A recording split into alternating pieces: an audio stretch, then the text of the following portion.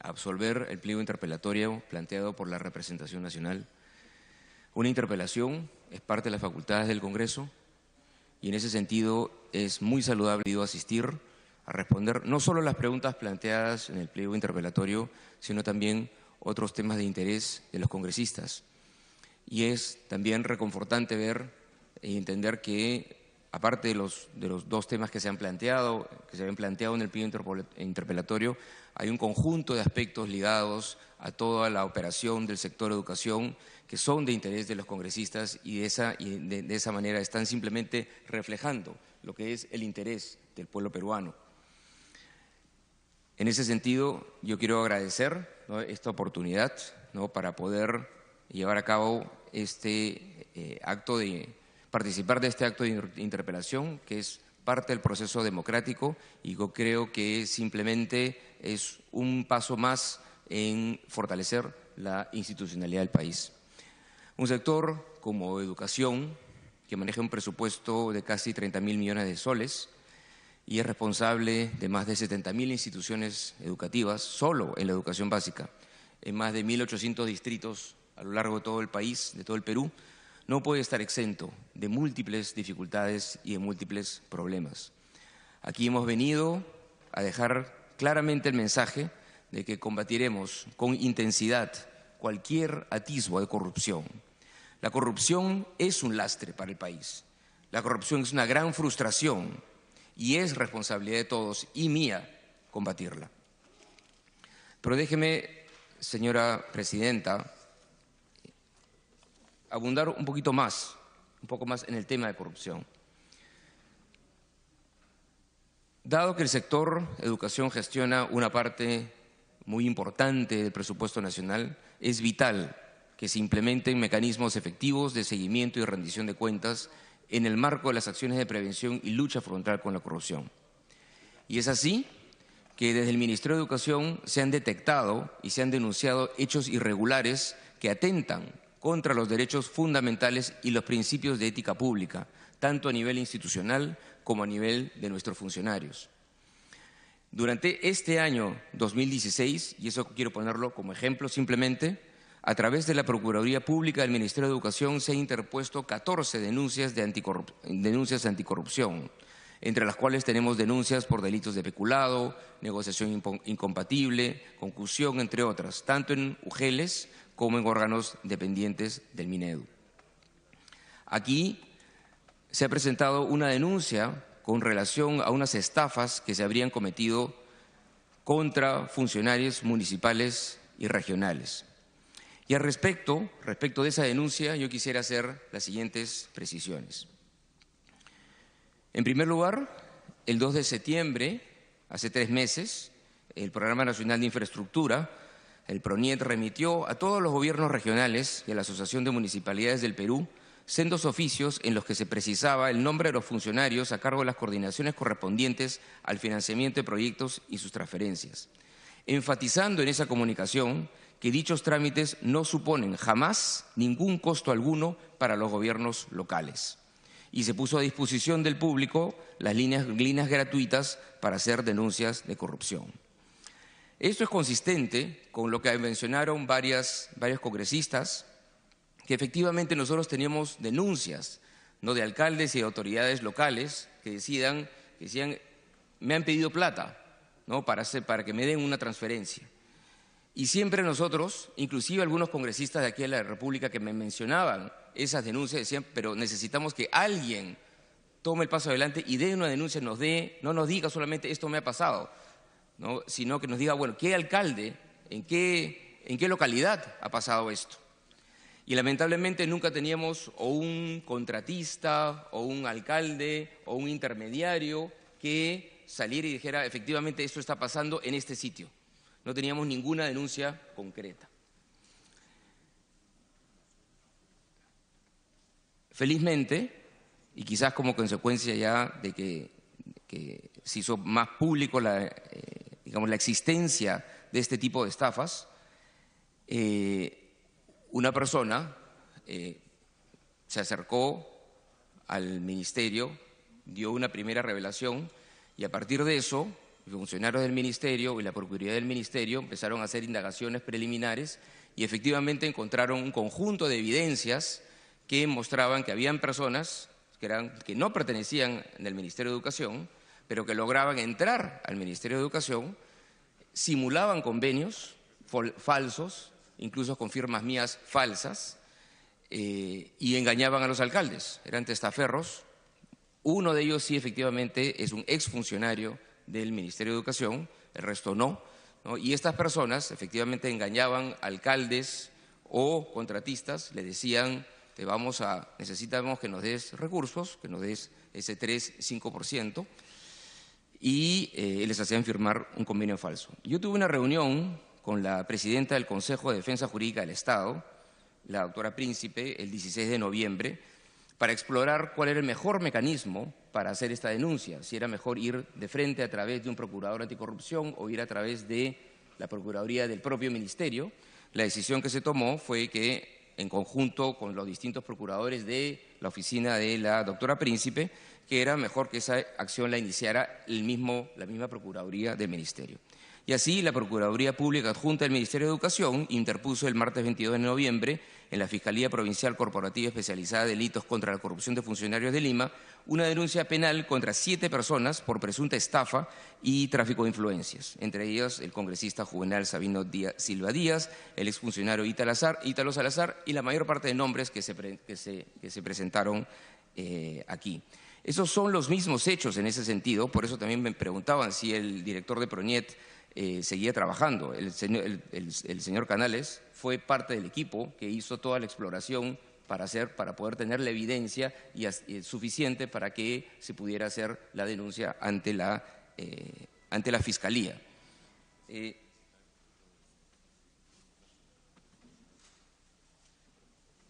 si me permite, señora presidenta, nosotros justamente no queríamos informar a la opinión pública de esto y en fecha 27 de noviembre, en varios diarios de circulación nacional, publicamos, ya esto ya no es que yo no lo planteé al inicio de mi exposición porque simplemente no era parte del pliego interpelatorio, pero publicamos ese día un comunicado en el que decíamos: el Ministerio de Educación alerta a autoridades locales por posibles estafas en financiamiento y construcción de escuelas.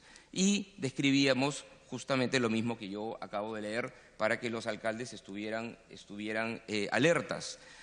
Quienes han sido acusados por la Procuraduría Adjunta del Ministerio de Educación han sido acusados de haber solicitado dinero a funcionarios de gobiernos locales y regionales a cambio de conseguirles supuestas transferencias para que puedan financiar proyectos de inversión. Y esto efectivamente fue publicado en un periódico. A cambio de conseguirles estas supuestas transferencias, les exigían un pago adelantado de entre 3 y 5% del monto requerido. Cuando estos falsos funcionarios recibían ese adelanto, respondían luego que la transferencia se concretaría en próximos convenios y mostraban documentos con firmas, vistos y sellos falsos del Ministerio de Educación, ¿no? Documentos fraguados que yo mismo he visto.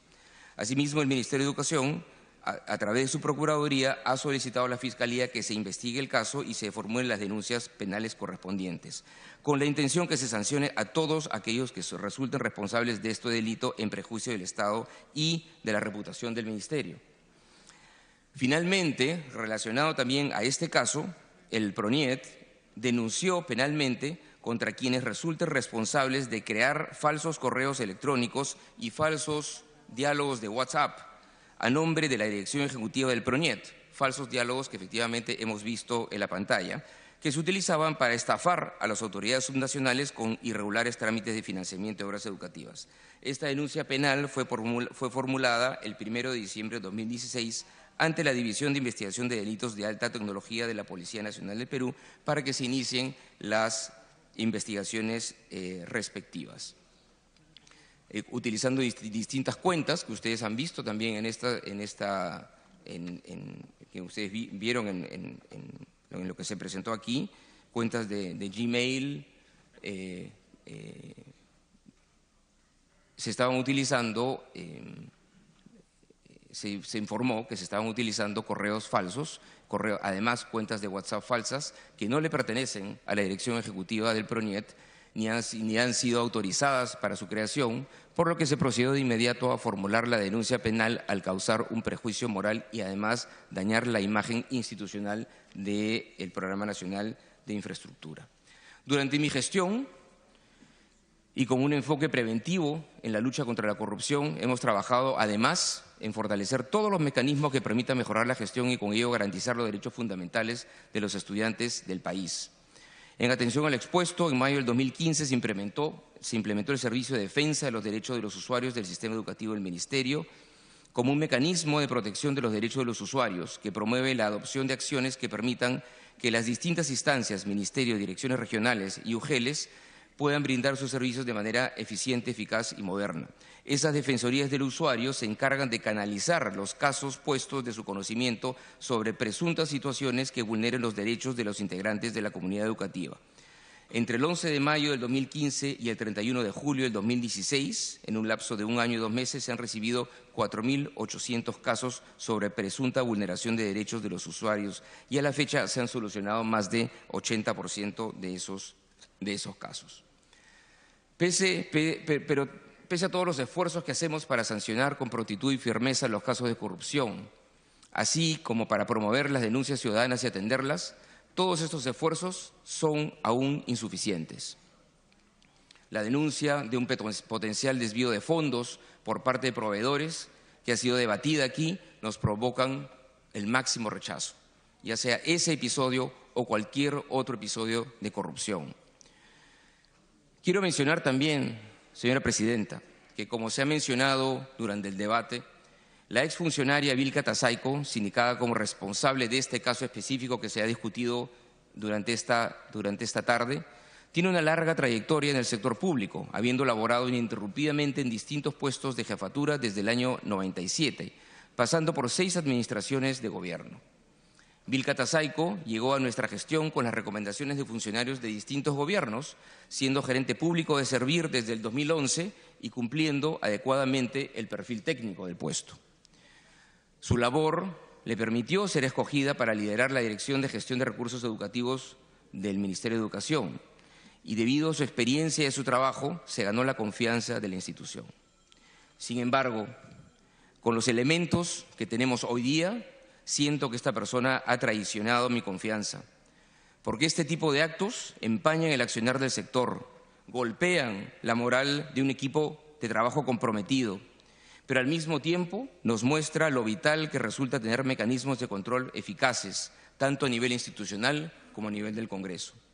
Por eso fue que además actuamos de inmediato, aceptando su renuncia y pidiendo inmediatamente la actuación de la Contraloría y de la Procuraduría del Ministerio.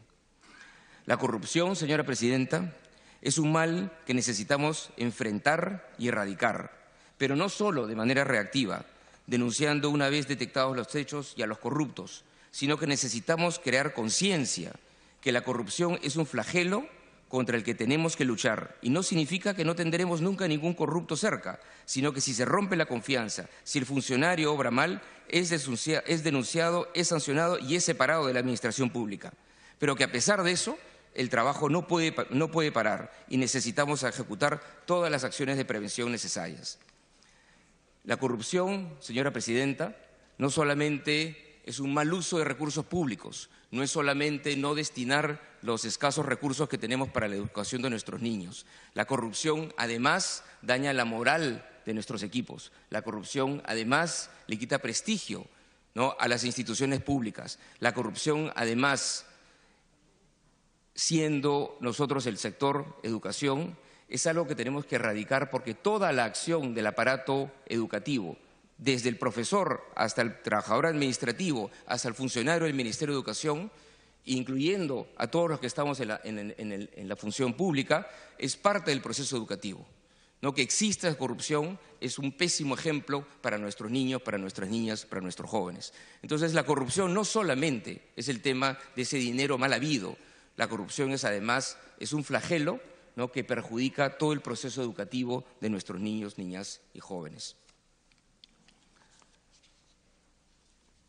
Yo quiero pasar, señora presidenta, a otro tema fundamental que ha sido mencionado por varios de nuestros congresistas. Quiero pasar a otro tema ligado a la educación misma, y que son los maestros. El proceso de reforma educativa en el cual estamos embarcados y en el cual vemos que hay ya algunas evidencias de pequeñas mejoras, ¿no? De mejoras que nos muestran que estamos en el camino correcto, pero que estamos muy lejos todavía de donde debemos estar. Son reformas que requieren que trabajemos en un conjunto de temas, en la ampliación de un conjunto de programas pedagógicos, en la mejora de la infraestructura, en la mejora de gestión de nuestras escuelas.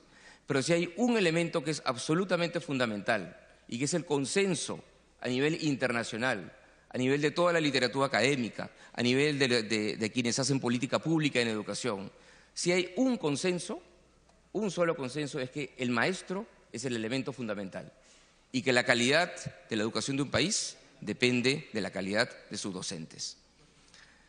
Desde el 2013 se han venido implementando medidas orientadas a la mejora de los salarios docentes, lográndose un salario nominal promedio mensual que alcance un crecimiento acumulado, alcanzado ya un crecimiento acumulado de más del 40% en los últimos 3 años, un 9% anual.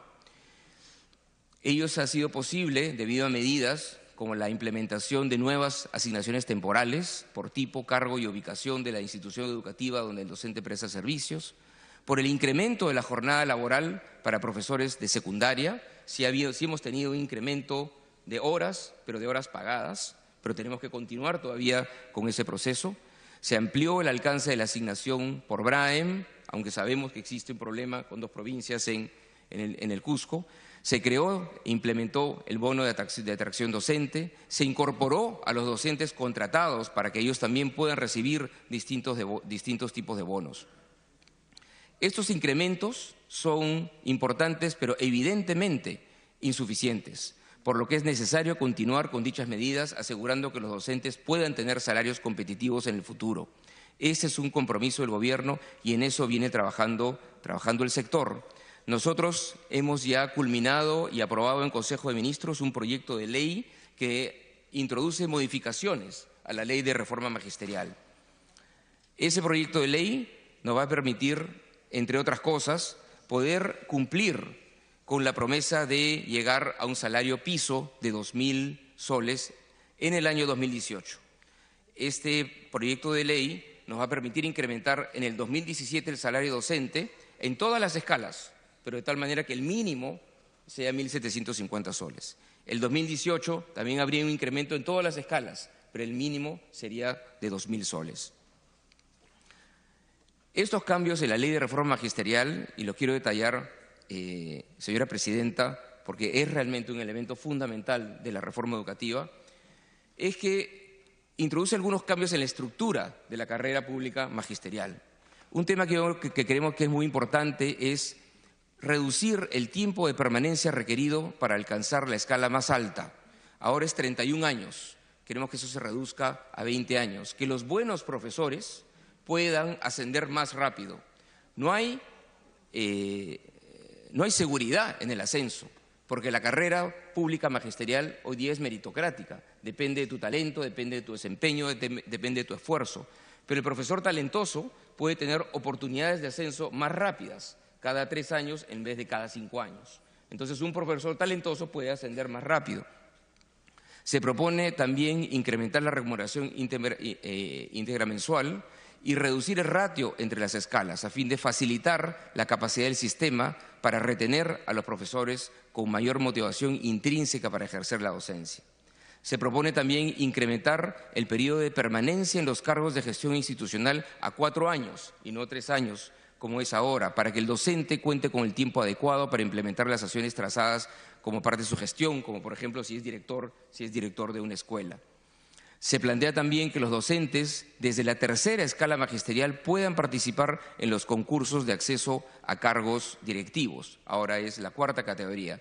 Y queremos hacerlo desde la tercera categoría porque existen profesores jóvenes, muy talentosos, que pueden tener las capacidades para ser un buen director de escuela y podemos darle esa oportunidad antes en sus carreras.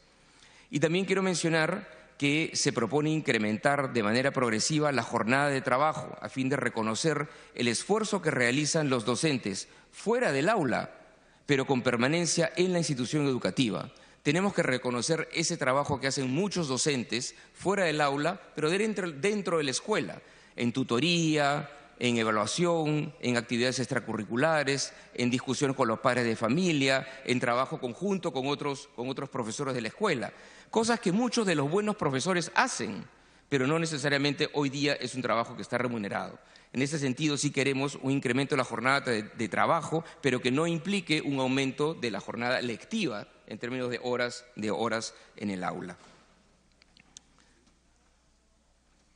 Esto, señora presidenta, tiene que ir acompañado de un proceso de capacitación de nuestros docentes completamente distinto al que hemos tenido hasta ahora. Y el trabajo que estamos haciendo en este momento es asegurarnos que con la información que tenemos podemos tener taxonomías de distintos tipos de escuelas. Sabemos que hay un 15% de escuelas, por ejemplo, usualmente urbanas, que tienen varios profesores que son de la tercera, cuarta o quinta escala, o profesores que le ha ido bien en sus evaluaciones. Mientras que, por otro lado, sabemos que hay escuelas, y son la mayoría, lamentablemente, que tienen solamente profesores de primera escala y profesores contratados. Entonces, el tipo de soporte en términos de capacitación que requieren esos dos tipos de escuelas es completamente distinto. Hay unas escuelas en las cuales el director puede ser el acompañante pedagógico del resto de profesores, o esos profesores pueden trabajar en grupos de trabajo, en grupos de interaprendizaje, y ellos mismos trabajar el programa pedagógico de su escuela. En cambio, las otras escuelas que tienen profesores con menores niveles de rendimiento, menor calificación, sí necesitan más apoyo externo en términos de capacitación y acompañamiento pedagógico. Entonces, queremos en ese sentido ajustar la política de capacitación de nuestros docentes de tal manera que, por un lado, los vamos remunerando más poco a poco, no al ritmo que quisiéramos porque tenemos una restricción fiscal, pero al mismo tiempo tenemos que capacitarlos para poderles exigir más a nuestros docentes.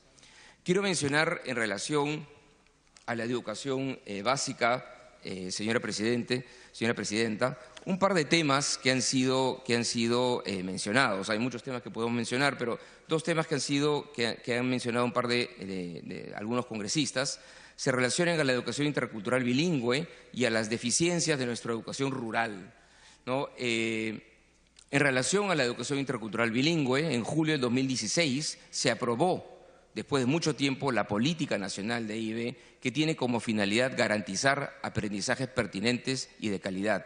Y ya se cuenta con el plan, ya la política ya estaba, ahora ya tenemos el Plan Nacional de Educación Intercultural Bilingüe, fruto de un consenso de múltiples actores, incluyendo organizaciones indígenas. Y esa constituye la herramienta de gestión para poder implementar la política de EIB durante los próximos 6 años.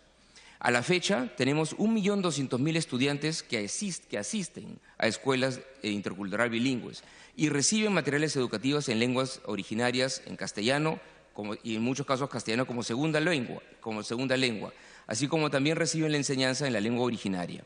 Sus docentes han sido atendidos en los últimos 3 años con alguna intervención de la estrategia de acompañamiento pedagógico en redes educativas.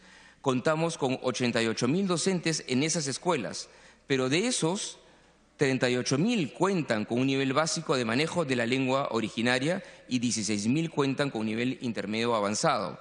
Entonces, eso nos muestra, de los 88.000, una parte, digamos, unos 50.000 tienen un manejo de la lengua originaria, pero un 30.000 no. Entonces, todavía tenemos un déficit importante en docentes EIB en nuestras escuelas. Finalmente, en lo que sí hemos avanzado en educación intercultural bilingüe, en lo que se refiere al aspecto educativo, es en lo que se refiere a materiales, ya que contamos actualmente con textos en 19 lenguas originarias. El otro punto que quería mencionar era de cómo estamos enfrentando las inmensas brechas que todavía tenemos en educación rural, brechas que todavía, lamentablemente, no se están cerrando.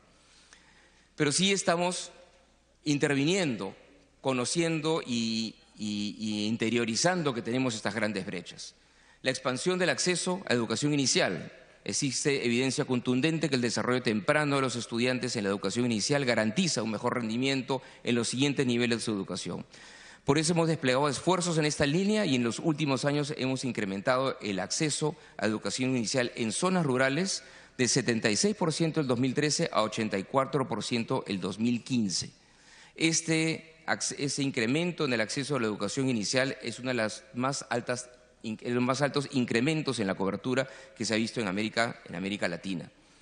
Pero obviamente todavía estamos lejos de donde debemos estar. Hay un incremento en la cobertura, pero todavía tenemos muchos problemas de calidad en esa cobertura. Las escuelas nuevas sí son colegios nuevos de educación inicial, pero mucha de nuestra cobertura todavía son pronoeis que no tienen necesariamente una maestra. Con unos 20, 25 puntos son pronoeis que deben ser eventualmente reemplazados por escuelas de educación inicial. Fortalecimiento de las prácticas pedagógicas a través del acompañamiento pedagógico a docentes multigrado. Esa es otra intervención. Actualmente esta alcanza el 44% de docentes rurales. Tenemos los incentivos a docentes. En el año 2015 se incrementó la asignación a los docentes que desempeñan funciones en las zonas de mayor dispersión. Así, el bono ruralidad se incrementó de 200 a 500 soles. Además, los concursos de acceso a la carrera docente han privilegiado el acceso a plazas en áreas rurales. Ahora, tenemos que ser conscientes que ese bono de 500 soles en algunas zonas del Perú puede ser suficiente para atraer a que profesores vayan a esas localidades, pero en otras zonas más alejadas del Perú ni siquiera esos 500 soles pueden ser un incentivo adecuado. Por otro lado, tenemos el fortalecimiento de las escuelas multigrado. Por primera vez, el Ministerio ha desarrollado materiales y una metodología especializada para escuelas multigrado. Tenemos un fortalecimiento de la secundaria rural, donde tenemos déficits muy grandes. Se han desarrollado y multiplicado modelos para la secundaria rural. Estamos con la secundaria en alternancia y los internados. Sin embargo, el número de internados que tenemos en el Perú es extremadamente bajo. Y es la única solución que nosotros podemos tener para darle una secundaria rural decente a nuestros niños. En este presupuesto hemos aprobado una partida para poder trabajar con organizaciones sin fines de lucro que nos permitan administrar de manera adecuada escuelas de alternancia y escuelas internadas en las zonas, en la selva y en las zonas rurales de la sierra. Yo quiero antes de acabar con el tema de la educación básica, señora Presidenta, yo no quiero hablar de la prueba PISA. Yo creo que hemos hablado mucho de la descripción de los resultados. Yo solamente quiero hablar de cuál es el significado de lo que estamos viendo. Yo creo que el significado de ver que somos un país que está mejorando, el significado de ver que somos el país que más ha mejorado en América Latina, en todas las áreas, en ciencias, en matemáticas y en comunicaciones, y ser de los países que más ha crecido a nivel mundial, simplemente lo que nos debe dar es esperanza y optimismo. Esperanza y optimismo de que efectivamente estamos en la ruta correcta, estamos muy lejos todavía de donde debemos estar, en donde mejor estamos es en matemáticas, donde estamos en un puesto 61 de 70, pero obviamente no podemos estar contentos con eso. Con lo que podemos estar contentos es con la ruta que tenemos trazada, con que estamos cambiando en la dirección, mejorando, y estamos yendo en la dirección adecuada, y estar satisfechos que nuestros maestros están haciendo un buen trabajo, que tenemos que seguir apostando por ellos y podemos darle un mensaje de optimismo y de esperanza a nuestros padres de familia de que poco a poco seguimos avanzando en mejorar la calidad de la educación que reciben sus hijos. Quiero antes de pasar al tema del tema de los panamericanos y otros temas ligados al deporte que fueron parte también del pliego interpelatorio, solamente hacer una aclaración de un tema más administrativo y presupuestal, pero que ha surgido varias veces, que es el tema de las consultorías. No se han dedicado 858 millones de soles a consultorías, no se están poniendo esa cantidad de recursos en nuestro presupuesto. Debido a limitaciones del sistema de información financiera, inicialmente se programaron bajo ese rubro recursos que eran para atender conceptos completamente ajenos al rubro de consultoría, como es el caso de convenios con el Instituto Nacional de Estadística para las evaluaciones de estudiantes y docentes, transferencias a universidades públicas, transferencias a gobiernos regionales para el desarrollo de intervenciones pedagógicas. Estas intervenciones pedagógicas, por ejemplo, incluyen los colegios de jornada escolar completa. Y ahí en esas transferencias están todos los contratos CAS que se tienen que hacer para los psicólogos, ¿no?, para los tutores, para asistentes administrativos que tienen ahora los colegios de jornada escolar completas. Está muy lejos, digamos, esos trabajadores de poderse considerar como consultores. Felizmente, este problema se ha solucionado durante la discusión de la Ley de Presupuesto del 2017 en coordinación con la Comisión de Presupuesto del Congreso, lográndose una clasificación presupuestal adecuada de los recursos programados en este rubro. Así, el presupuesto aprobado en la ley del 2017 para consultorías del Ministerio de Educación alcanza los 22.4 millones de soles, lo que representa el 0.02% del presupuesto del Ministerio. Este presupuesto de consultorías, esos 22 millones, están destinados mayoritariamente a financiar estudios de preinversión, acciones de supervisión de obras y el desarrollo de instrumentos para evaluación de desempeño de docentes y logros de aprendizaje. El resto de recursos, los otros 800 millones de soles, han sido ya reclasificados correctamente gracias a ese trabajo conjunto que se hizo con la Comisión de Presupuesto.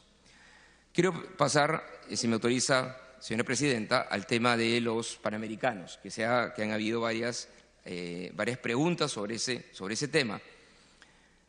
Estos Juegos Panamericanos y Parapanamericanos son un compromiso nacional, es un evento importantísimo en el continente americano y se advierte la trascendental responsabilidad del país al haber asumido el compromiso de realizar un evento con el nivel de calidad y excelencia que las normas deportivas internacionales exigen. Ese certamen deportivo brinda la oportunidad para el país y para Lima de obtener un legado para su sociedad. Implica asumir y enfrentar desafíos impulsando el desarrollo deportivo, la inversión pública y la inversión privada. Nos permiten integrar el deporte y la actividad física a la vida de nuestros ciudadanos y estudiantes como elemento que aleja a la juventud de la delincuencia y de las drogas. Coloca a Lima y al país en el centro de la atención deportiva internacional como ciudad moderna y capaz de organizar eventos de alto nivel. Y estos Juegos tendrán no solo un impacto deportivo, sino además sobre el turismo, el comercio y la generación de empleo. Se pregunta si estamos a tiempo, y ahí debo señalar que, tal como ya hemos mencionado, estamos a tiempo. Actualmente hemos reducido la inversión haciendo algunos ajustes en los escenarios deportivos, modificando la estructura de cuáles son los deportes que se juegan en las distintas instalaciones, con lo cual un polideportivo que estaba considerado en el plan maestro y cuyo valor estimado estaba en alrededor de 214 millones de soles, se ha visto por conveniente no ejecutarlo, ¿no?, y optimizar el uso del resto de escenarios. Asimismo, han habido rediseños en los términos, en los planos y en la estructura de la vía panamericana que nos permita optimizar y reducir el costo de ejecución de dicha obra. Asimismo, se consolidarán en algunas instalaciones algunos deportes de tal manera que podamos utilizar nuestra infraestructura de la manera más eficiente posible. Pero para llevar adelante todos los procesos que se van a necesitar durante los próximos años, se solicitó a esta representación nacional otorgar facultades para regular en esta materia y el Congreso tuvo a bien otorgarlas, con lo cual el compromiso de país de llevar adelante este evento sigue siendo un tema de interés nacional y que no distingue entre todos los peruanos cuando se trata de apoyar temas como la educación y el deporte. Se establece así un marco normativo que va a facilitar el proceso de inversión, de inversión y de otras actividades en el marco de la preparación y el desarrollo de los Juegos. Es así que tenemos el deber de realizar de la forma más transparente y de mano de la normativa vigente los procesos de contratación a que hubiera lugar. El decreto legislativo que ha emitido el Poder Ejecutivo en esta materia contempla diversos mecanismos para ejecutar los distintos proyectos de inversión, así como adquisición de bienes y servicios necesarios para la organización del evento, trabajando de una manera muy cercana con la Contraloría General de la República. No existirán procesos a dedo, como alguna vez se ha mencionado. El decreto legislativo permite hacer obras cumpliendo la ley y todos los requerimientos técnicos, pero nos permite hacer las cosas de manera más acelerada.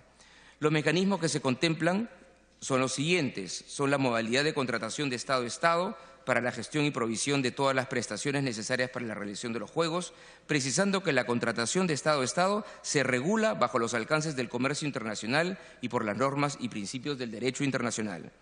Aquí, conforme lo señala el decreto legislativo, uno de los requisitos es realizar una indagación de mercado, inclusive para el trabajo de gobierno a gobierno. La misma indagación que se elaboró en coordinación con la Contraloría General de la República. Y por ese fin se ha solicitado a los gobiernos de Canadá, Gran Bretaña, México y Brasil, por ser los últimos en ejecutar juegos de carácter olímpico, propuestas de cómo es que esos gobiernos podrían ayudarnos, ¿no?, en estos procesos. Segundo, se plantea la celebración de convenios de encargo del procedimiento de selección con organismos internacionales para los procesos de contratación de los servicios de consultoría, consultoría de obras y ejecución de obras de proyectos de inversión pública en infraestructura. Los contratos serán firmados siempre por el proyecto especial. El organismo internacional solo se encarga del proceso de selección bajo sus propias normas y se evitan los plazos de las impugnaciones que usualmente reducen el tiempo de la adjudicación. Y en tercer lugar, se permite la celebración de convenios de administración de recursos con organismos internacionales para bienes y servicios. A efectos de dotar de la mayor seguridad, eficiencia y transparencia, la Contraloría General de la República, en el marco de sus competencias, ha designado un equipo técnico que acompañará todo el proceso de los Juegos Panamericanos.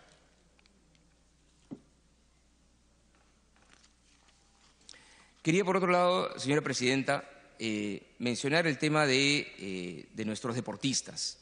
Nosotros, en los últimos años, han habido un incremento importante en el apoyo al deporte a través de apoyo directo a las federaciones deportivas y a los deportistas.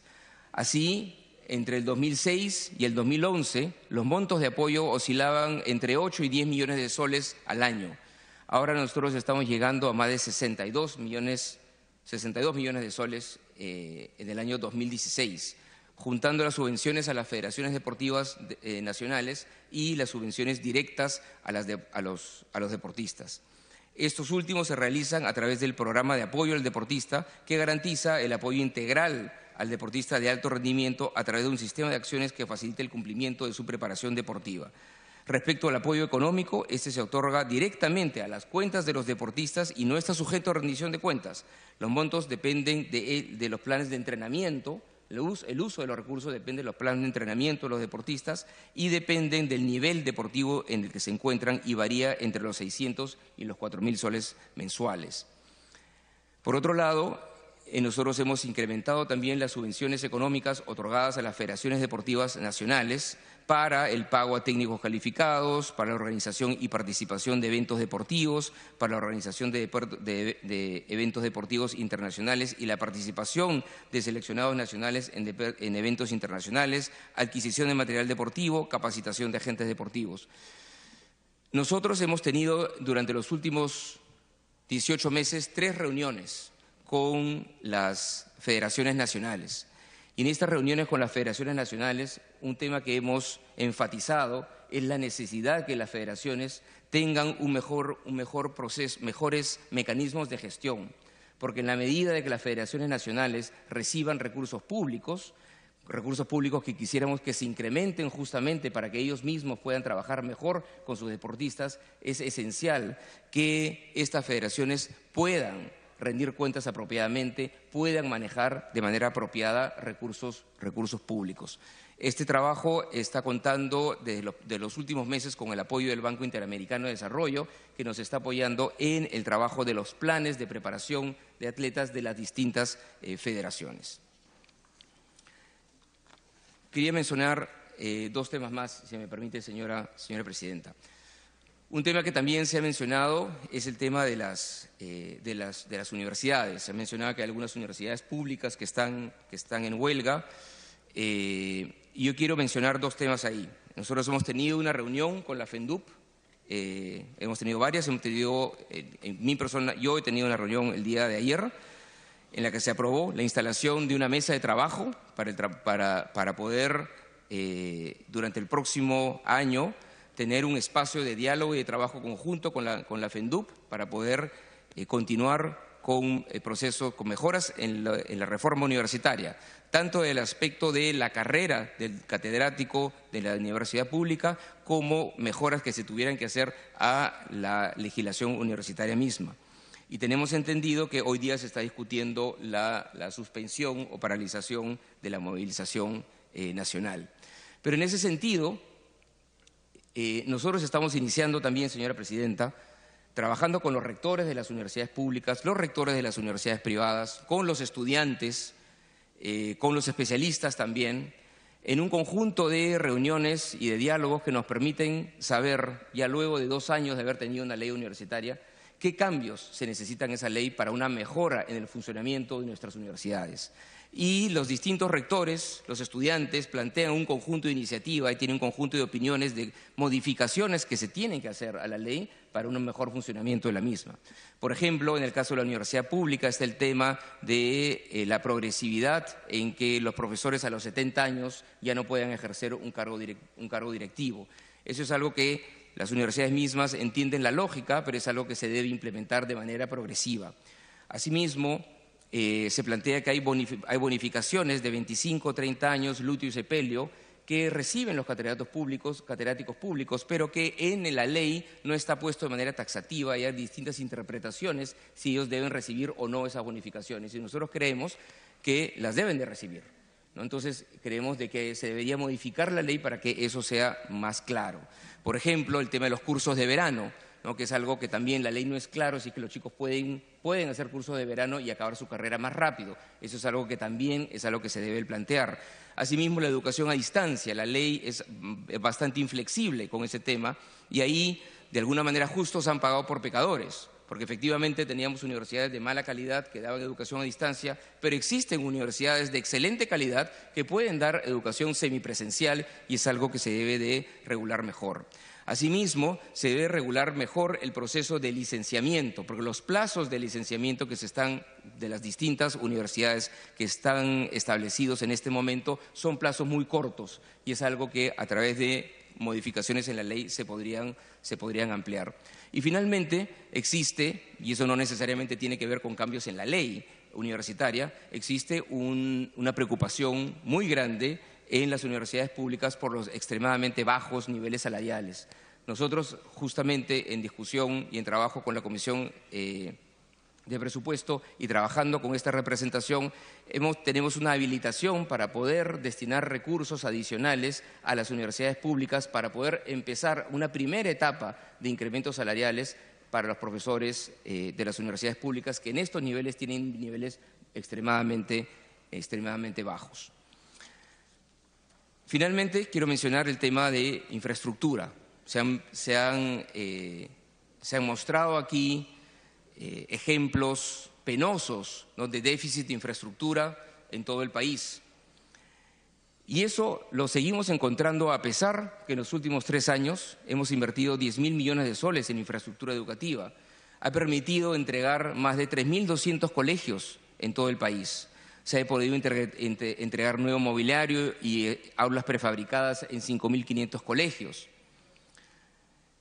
Este incremento en la inversión en infraestructura educativa ha priorizado además el cierre de brechas entre zonas urbanas y rurales.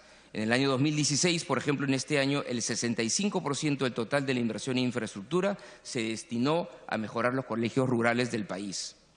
Pero hay que notar que el 70% de nuestros locales escolares deben ser sustituidos total o parcialmente. En ese sentido, entonces, cuando uno dice se han podido entregar en los últimos años 3.200 colegios, eso parece una cifra grande, pero esa cifra lamentablemente palidece, ¿no?, dado el tamaño de la gran brecha que tenemos. Yo quiero agradecer, señora presidenta, por la oportunidad de explicar hoy día las dudas y cuestionamientos que existían sobre la gestión de todo un equipo que trabaja.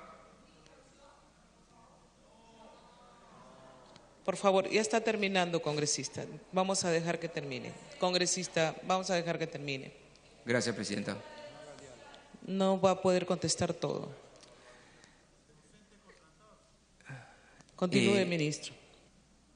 Yo quisiera agradecer la oportunidad de explicar, ¿no?, las dudas y los cuestionamientos que existían sobre la gestión, que existen sobre la gestión de todo un equipo que trabaja día a día en Lima y en las 24 regiones del país. Un esforzado y valioso trabajo cotidiano de peruanos comprometidos para lograr resultados que hoy vemos en nuestros estudiantes. A todos esos maestros y a todos aquellos que trabajan en nuestras escuelas y en el sector, mi agradecimiento. Pero estos resultados son aún pequeños. Podríamos decir que no están a la altura del potencial y del talento que tenemos como país.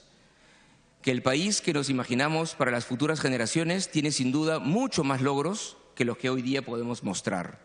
Ciertamente, podrán existir muchos desperfectos y muchas deficiencias en la gestión y haremos todo por mejorar. Pero lo que hoy debiera interpelarnos es el fin último de la enseñanza, que es formar mejores ciudadanos para un mejor país. Estamos avanzando por la ruta correcta, mejorando nuestras escuelas públicas y privadas. Y los expertos no me dejarán mentir, en educación los resultados se ven a largo plazo.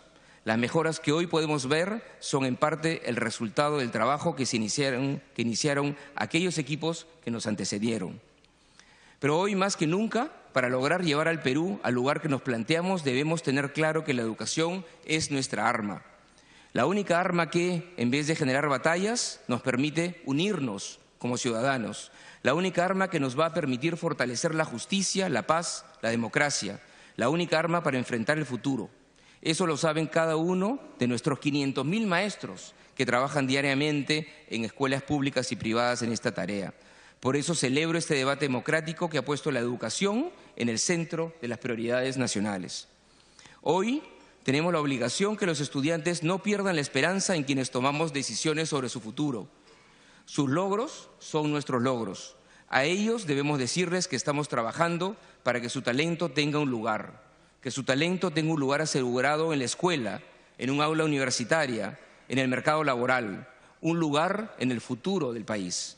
Estamos trabajando para que cada una de sus trayectorias, de cada uno de esos muchachos, de cada uno de esos niños, niñas, jóvenes, sea una historia que define nuestra historia. Muchísimas gracias, señora presidenta. Muchas gracias, señor ministro Jaime Saavedra. La presidenta.